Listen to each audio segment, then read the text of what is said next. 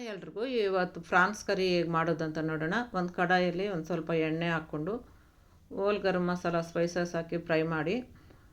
ಇವಾಗ 2 ಈರುಳ್ಳಿನ ಸಣ್ಣಕ್ಕೆ ಕಟ್ ಮಾಡ್ಕೊಂಡು ಹಾಕ್ಕೊಳ್ಳಿ.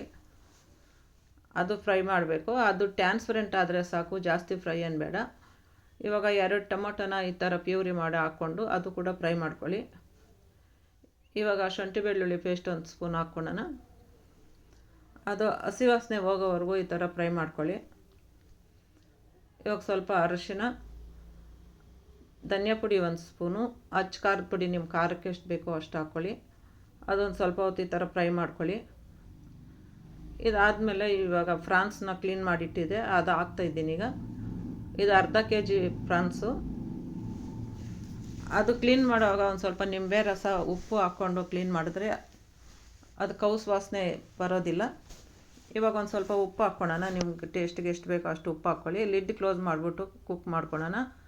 ಈ ಥರ ನೀರು ಬಿಟ್ಕೊತೈತೆ, ನಾನು ನೀರು ಹಾಕಿಲ್ಲ, ಅದೇ ಬಂದಿರೋದು. ಈ ಥರ ಚೆನ್ನಾಗಿ ಮಿಕ್ಸ್ ಮಾಡ್ಕೊಳ್ಳಿ. ಇನ್ನು ಸ್ವಲ್ಪ ಹೊತ್ತು ಲಿಡ್ ಕ್ಲೋಸ್ ಮಾಡಿಬಿಟ್ಟು ಕುಕ್ ಮಾಡ್ಕೊಳ್ಳೋಣ.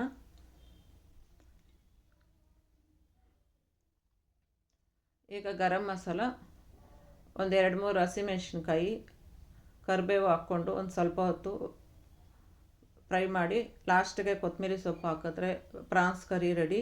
ನೀವು ಟ್ರೈ ಮಾಡಿ ನೋಡಿ ಹೇಗಿದೆ ಅಂತ ನನಗೆ ಕಮೆಂಟ್ ಮಾಡಿ. ಹೊಸಬ್ರು ಯಾರನ್ನ ನನ್ನ ಚಾನಲ್ ನೋಡಿದ್ರೆ ನನಗೆ ಸಬ್ಸ್ಕ್ರೈಬ್ ಮಾಡಿ ಪ್ಲೀಸ್. ಕೆಳಗಡೆ ಇರೋ ಬೆಲ್ ಐಕಾನ್ ಕ್ಲಿಕ್ ಮಾಡಿ.